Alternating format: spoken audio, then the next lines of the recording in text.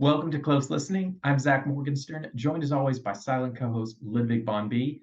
And today's album, well, you can already see it on my shirt. It is Songs of Love and Hate by Leonard Cohen. This was a shirt that my brother got me for my birthday last year, and it was great timing because I was just heading off to Montreal. It was very cool to head back to the city I already had a nostalgic relationship with, but this time I could, show that even more by having the secular Jewish patron saint of the city on my shirt. So I went around busking, playing open mics, etc. As is the recurring theme on this channel, Leonard Cohen is a musician who I would say I like. I have a musical relationship to. I've listened to the album Various Positions, which is the one that has Hallelujah and Dance Me to the End of Love on it. It also has an underrated song, though some might call it a bit silly, called The Captain. And I've certainly heard various other important Leonard Cohen songs. So Long Marianne is a real favorite of mine. But I can't say I've listened to too many of the actual albums. So since I now am the proud owner of this shirt and didn't want to say I just have the shirt because I like Leonard Cohen in general and think it's a cool image,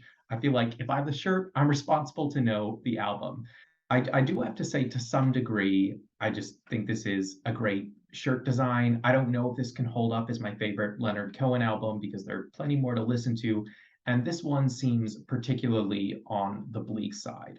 And unlike the sort of bleaker albums he did when he was older, where there was a lot of keyboard playing to make the song full of oomph, some backup singing, and also the darkness was made kind of over the top by his basically talk singing. This is actually just, a lot of melancholy folk singing. It has a distinct finger picking sound, and a bunch of the songs kind of sound the same.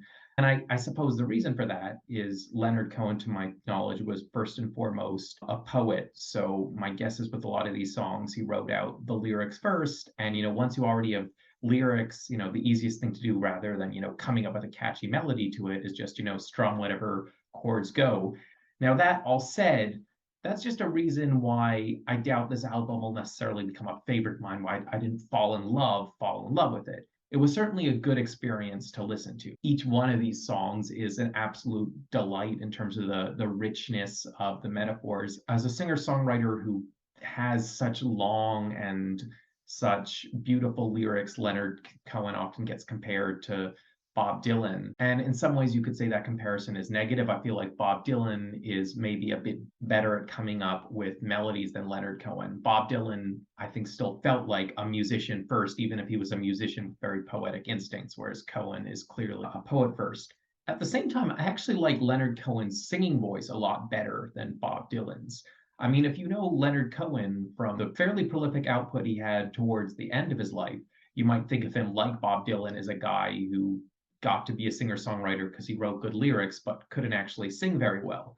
But as a younger man, I feel like he had a fairly decent, colorful voice. Some singing voices sound beautiful, some ones sound craggy. Leonard Cohen's just sounds like a person with a rich, warm, playful voice. The uniqueness and ordinariness all in one makes his voice very charming.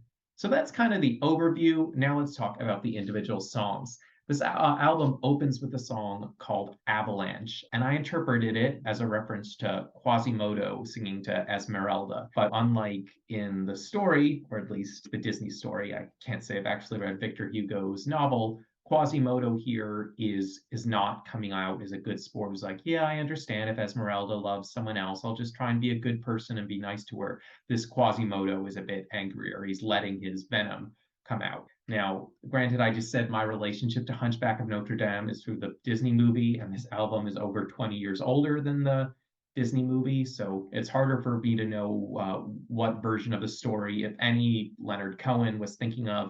The song Avalanche also talks about a desire to conquer pain, and that made me think of the sort of broader Catholic context of the Hunchback of Notre Dame, seeking salvation and eternal life through Christianity. And the Quasimodo figure in this song is saying, you might think you have a pure love in your heart, but ultimately we're all selfish. Track 2 continues on a similarly bleak note. It's called Last Year's Man.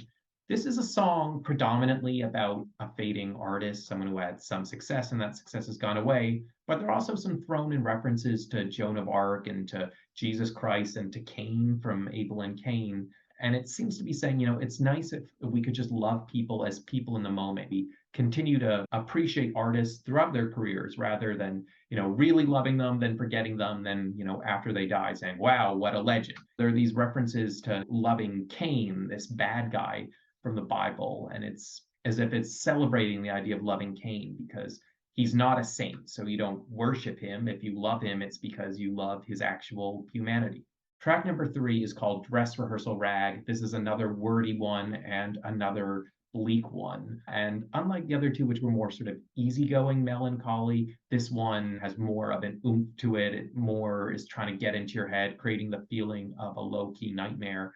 And it seems to be about the sort of underwhelming life of being in the arts world, but not being famous or no longer being famous. Or perhaps it is this kind of frustrating and dreary and repetitive, even when you are famous.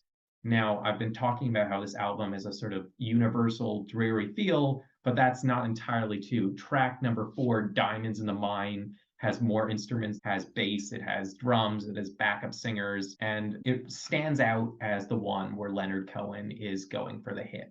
This is a fun moment on the album. It's just I almost felt guilty for enjoying it. It feels like he's giving you the junk food if, you weren't a sophisticated enough musical consumer to like the more miserable stuff. I don't think there's that much meaning to this one. He's just building on the melancholy feel of this album, giving a bunch of nihilistic, grumpy images. One line that stood out to me was he was eating up a lady where the lions and Christians fight. And that image of lions and Christians fighting, at one hand, it's a genuine biblical image, I guess, of Daniel fighting the lion, maybe.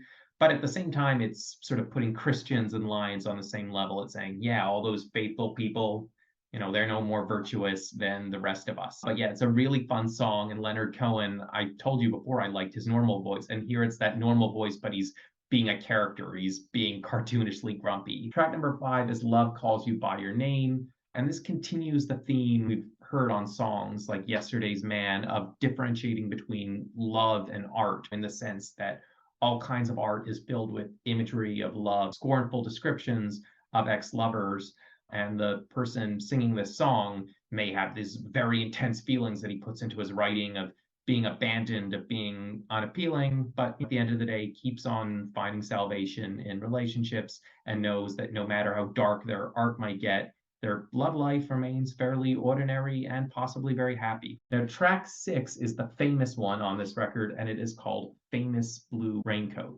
And when I listened to it, I tried to decide, how does this one become the famous one? Because this is not like Diamonds in the Mine. It is not an intentionally popped up song. It sounds just as sort of stripped down and melancholy as the rest of the tracks. Well, for the most part. I mean, there are little subtle things about it that make it sound a bit more like a song and less like Leonard Cohen just doing poetry. Whether it's the fact that there's slightly more instrumentation, there's a bit more of a jangly kind of guitar. It ends kind of gimmickly with the line, signed by L. Cohen. It also even has a bit of a chorus, though the chorus only gets used 2 times. Jane came by with a lock of your hair. She said that you gave it to her. But I guess the other thing that stands out about Famous Blue Raincoat is it's the one song on the record that doesn't feel like it's talking broadly about humanity. It's not making a broad statement about love or virtue or forgettability. It seems like it's sung at this specific person who, to some degree, has been in a love triangle, though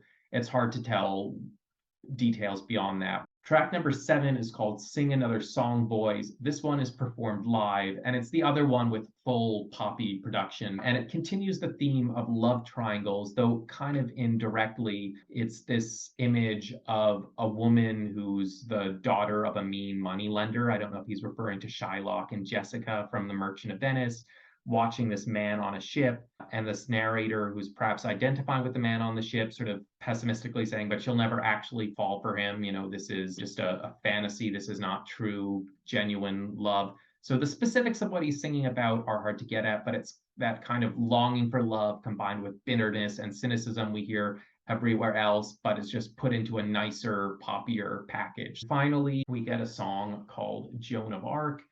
Joan of Arc was, of course, mentioned near the beginning of the album in Last Year's Man, and it just seems to be the singer singing a love song to Joan of Arc, which is something that is taboo. Joan of Arc died for God. And he's saying, what if at the end of the day we are all human?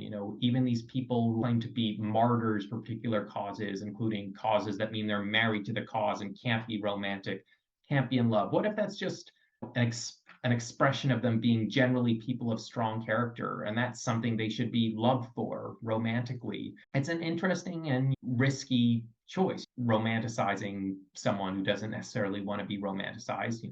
Granted, Joan of Arc is from pretty far back in history. She's a fairly abstract figure that I think is okay for poets to work with, but it sort of gets at the sort of overlying theme of this album, that love, simple romantic crushes are everywhere, even in the heads of poets who talk about the human condition in very dark, very holistic, very philosophical ways. At the end of the day, the instinct for so many people is to tie things back to love. And it's kind of funny because one of the things I've always noticed is how a disproportionate amount of pop songs are love songs. And that never quite clicked with me because, I've certainly been in love, but I have plenty of other hobbies, plenty of other things I want to write songs about. And it feels weird that pop music only wants to write songs about this one topic. And what's kind of cool about this record is, on the one hand, Leonard Cohen is this ambitious, very talented poet who could, for the most part, write songs that were not about love, but he also couldn't. This is incredibly eccentric stuff, and it is also normal, romantic, universal human condition, lovey pop. Anyway, let me know your thoughts on this record in the comments below, and any other favorites in the Leonard Cohen canon. I'm Zach Morgenstern. This is Ludwig von B. See you next time.